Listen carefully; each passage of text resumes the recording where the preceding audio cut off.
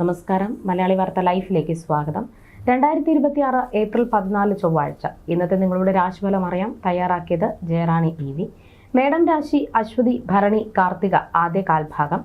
കുടുംബത്തോടൊപ്പം മംഗളകരമായ ചടങ്ങുകളിൽ പങ്കുചേരാൻ അവസരം ലഭിക്കുന്ന ദിവസമാണിത്. ദമ്പതികൾക്ക് ഒരുമിച്ച് താമസിക്കാൻ സാധിക്കുന്ന തരത്തിലുള്ള തൊഴിൽപരമായ മാറ്റങ്ങൾ സന്തോഷം നൽകും.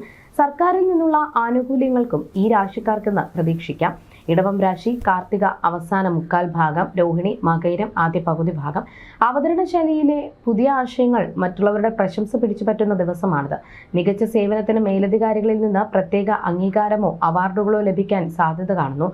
ഔദ്യോഗിക രംഗത്ത് നേട്ടങ്ങൾ കൊയ്യാൻ സാധിക്കും. മിഥുനം രാശി മകയിരം അവസാന പകുതി ഭാഗം, തിരുവാതിര പുണർദം ആദ്യ മുക്കാൽ ഭാഗം.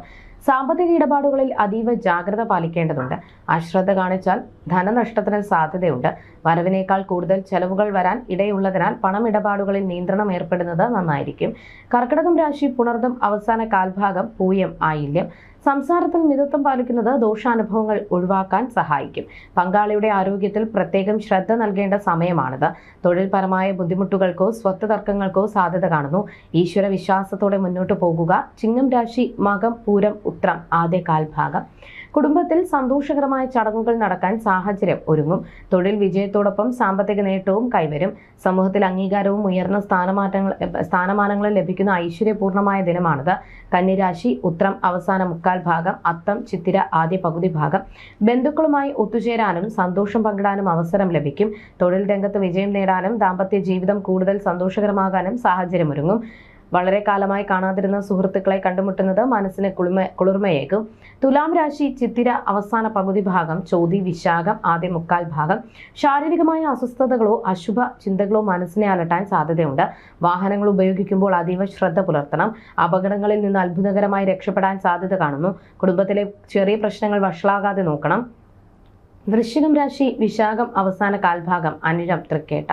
കുടുംബത്തിലെ സങ്കീർണമായ പ്രശ്നങ്ങൾ ബുദ്ധിപരമായ ഇടപെടലിലൂടെ പരിഹരിക്കാൻ സാധിക്കും. ഇത് മറ്റുള്ളവരുടെ പ്രശംസയ്ക്ക് കാരണമാകും. മാതാപിതാക്കളുടെയോ കുട്ടികളുടെയോ ആരോഗ്യകാര്യത്തിൽ പ്രത്യേകം ശ്രദ്ധ നൽകേണ്ടതുണ്ട്.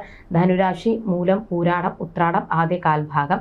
ശത്രുക്കളെ അതിജീവിക്കാനും നിയമപരമായ തർക്കങ്ങളിൽ അനുകൂലമായ വിധി സമ്പാദിക്കാനും സാധിക്കും. പുതിയ വാഹനങ്ങൾ സ്വന്തമാക്കാൻ യോഗമുണ്ട്. ഇഷ്ടവിഭവങ്ങൾ ആസ്വദിക്കാനും കുടുംബത്തോടൊപ്പം സമയം ചെലവഴിക്കുവാനും അവസരം ഉണ്ടാകും.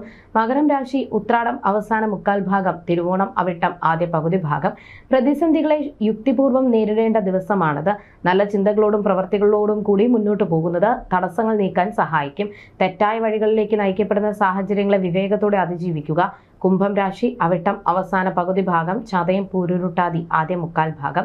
ബിസിനസ് രംഗത്ത് വലിയ പുരോഗതി ദൃശ്യമാകും. ആകർഷകമായ അവതരണ ശൈലി വഴി എല്ലാവരുടെയും അംഗീകാരം നേടിയെടുക്കാൻ സാധിക്കും. അനാവശ്യമായ അപവാദങ്ങൾ നിഷ്ഫലമാകും. കുടുംബത്തിൽ സമാധാനവും സന്തോഷവും നിലനിൽക്കും. മീനം രാശി പൂരുരുട്ടാതി അവസാന കാൽഭാഗം, ഉത്രട്ടാതി രേവതി. തൊഴിൽപരമായ തടസ്സങ്ങൾ നേരിടാൻ സാധ്യതയുള്ളതിനാൽ അതീവ ശ്രദ്ധയോടെ കാര്യങ്ങൾ കൈകാര്യം ചെയ്യുക. ആരോഗ്യകാര്യങ്ങളിൽ വിട്ടുവീഴ്ച ചെയ്യരുത്. പ്രതിച്ഛായയെ ബാധിക്കുന്ന അനാവശ്യ കൂട്ടുകെട്ടുകളിൽ നിന്ന് ഒഴിഞ്ഞു നിൽക്കുന്നത് ഗുണകരമാകും. ജ്യോതിഷ സംബന്ധമായ നിങ്ങളുടെ സംശയങ്ങൾക്കും പരിഹാരങ്ങൾക്കും ജയറാണി EV 9746812212.